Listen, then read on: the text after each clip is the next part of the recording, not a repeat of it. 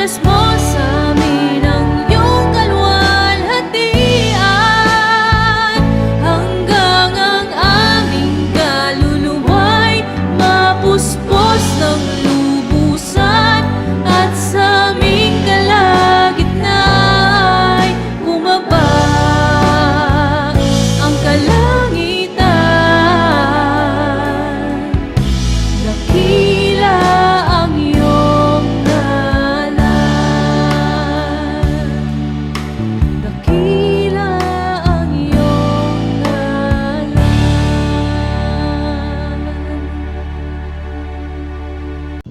Isang mapagpalang gabi po sa bawat isa sa atin, mga minamahal kong mga kapatid at mga magulang. Kumusta na po kayo?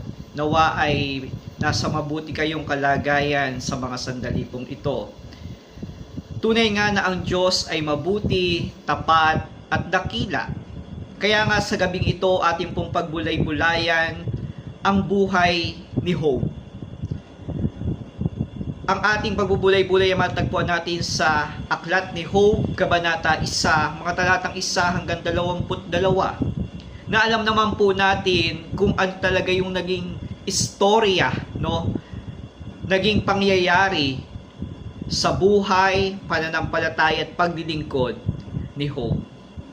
Kaya nga sa gabing ito, ang title natin sa ating pagbubulay-bulay, Faith That Stands in the Storm. Marami pong tao sa panahon natin ngayon ang naniniwala na kapag daw sumunod sa Diyos ay magiging madali na ang buhay. But the story of Job teaches us a different truth. Being faithful to God does not mean you are exempt from suffering. Minsan pa nga po ang pinakamabuting tao pa ang dumaraan sa pinakamabigat na pagsubok at suliranin sa buhay.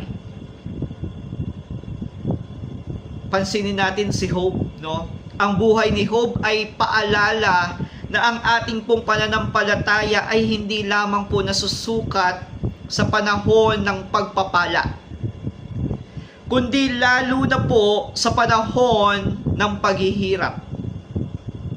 Si Job po ay isang napakayaman, isang matuwid at may takot sa Diyos. Siya po ay mayroong malaking pamilya, maraming ari-arian, at mataas ang paggalang sa kanya ng mga tao. Kaya nga sa simula ng aklat, makikita natin ang isang pag-uusap sa langit. Pinayagan ng Diyos si Satanas na subukin si Job. Hindi dahil may kasalanan siya, kundi dahil nais ipakita na ang tunay na pananampalataya ay hindi nakabatay sa mga biyayang natatanggap lamang. Sa loob lamang na maikling panahon, nawalan si Job ng kayamanan, namatay ang kanyang mga anak, nagkaroon siya ng matinding sakit, iniwan siya ng kanyang asawa, at inakusahan pa siya ng kanyang mga kaibigan na siya ay mayroong lihim na kasalanan. Kaya nga sinabi ni Job sa kanyang sulat, sa kanyang aklat, the Lord gave and the Lord has taken away. Blessed be the name of the Lord. From Job chapter 1 verse 21. So my dear brothers and sisters in Christ, suffering is not always a sign of God's punishment. Ang paghihirap ay hindi laging kaparusahan. Sa panahon po natin ngayon, may mga nagsasabing kung malapit ka sa Diyos, hindi ka magkakasakit. Kapag may problema ka, baka may kasalanan ka. Ngunit hindi ito ang itinuturo ng aklat ni Job. May mga pagkakataon, ang paghihirap ay isang pagsubok, isang pagkakataon para lumago o bahagi ng mas malaking plano ng Diyos na hindi natin nakikita sa ngayon. Kapatid, kapag may dumating na problema, huwag agad isipin na pinaparusahan ka ng Diyos. Instead, ask, Lord, what do you want to teach me? So faith is trusting God even without answers. Ang tunay po na pananampalataya ay pagtitiwala sa Diyos kahit hindi pa natin nakikita ang kasagutan o kahit wala pang kasagutan. Paulit-ulit na nagtanong si Job, why? Bakit? Ngunit hindi agad sumagot ang Diyos. Sa huli ng magsalita ang Diyos, hindi niya ipinaliwanag ang lahat ng dahilan.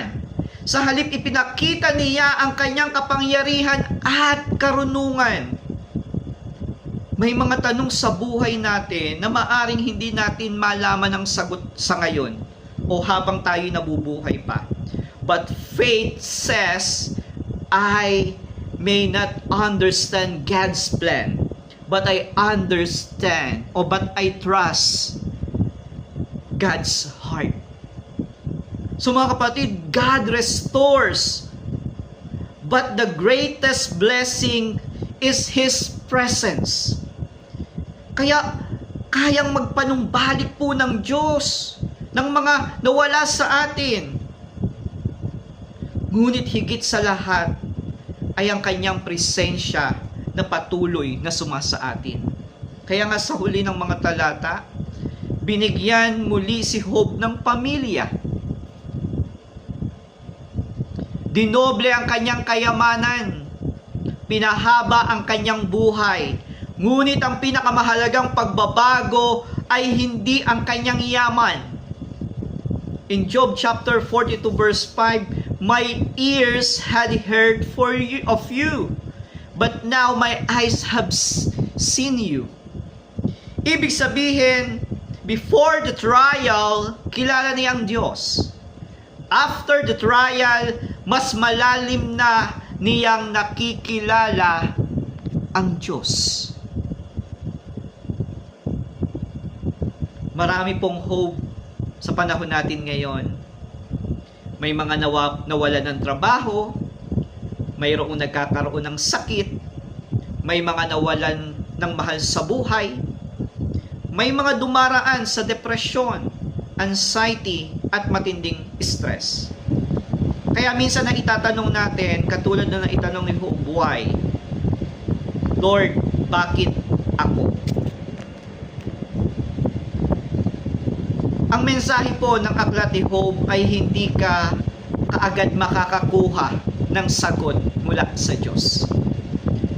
Ang mensahe po nito ay nagsasabing hindi ka iiwan ng Diyos kahit hindi mo naintindihan ang nangyayari sa ngayon. God is still working even when you cannot see Him. He is still faithful even when life is painful. Ang kwento ni Job ay nagtuturo na ang mabuting tao ay maaari pa ring maghirap. Pero ang Diyos ay nananatiling mabuti kahit hindi natin nauunawaan ang kanyang mga plano. Ang pananampalataya ay hindi po nakabase sa sitwasyon, kundi sa pagkatao ng Diyos. Ang pinakamalaking pagpapala ay hindi ang material na bagay, kundi ang mas malalim na pagkakilala sa Panginoon. Kaya kapatid, kung ikaw po ay nasa gitna ng pagsubok ngayon, tandaan, your suffering is not the end of your story. God is still writing your testimony. Mga kapatid, kapag dumating ang panahon na mawala ang lahat, ang pera, ang kalusugan, ang trabaho o mga bagay na mahalaga sa atin, manatili pa rin po tayong tapat sa Diyos. Naway maging tulad tayo ni Job.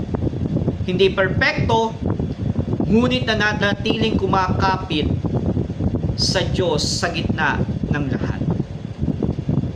Our circumstances may change, but God's character never change. Trust Him even in the storm. Kaya nga kapatid, kapag hindi mo naiintindihan ang plano ng Diyos, patuloy ka pa rin magtiwala. Sapagkat ang plano ng Diyos ay mas mabuti kaysa sa plano ng bawat isa sa atin. Faith that stands in the storm. Naway maging matatag tayo sa gitna ng mga suliranin, pagsubok at problema na ating kinakaharap sa buhay. Amen. Amen.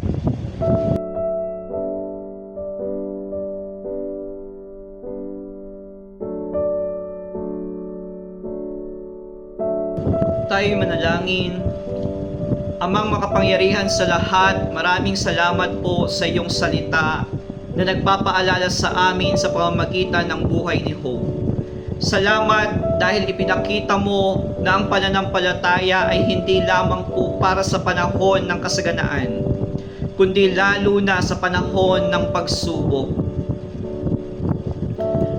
Panginoon, may mga pagkakataong hindi po namin nauunawaan ang nangyayari sa aming buhay.